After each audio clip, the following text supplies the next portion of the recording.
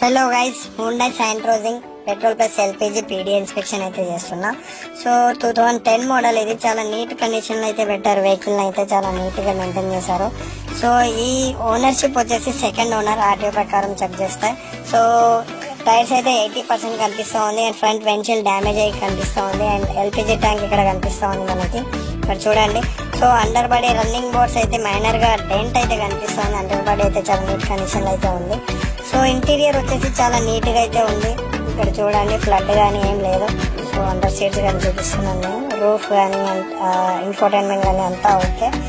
So ఈ vehicle engine engine చాలా okay ఉంది. కూలింగ్ కూడా ఓకే ఉంది అండ్ ఎలాంటి యాక్సిడెంటల్ కూడా లేదు. వెహికల్ చాలా నీట్ గా మెయింటైన్ చేసి అయితే పెట్టారు అండ్ ఎలాంటి స్మోక్స్ కానీ ఏమీ లేదు. సో ఇక్కడ చూడండి.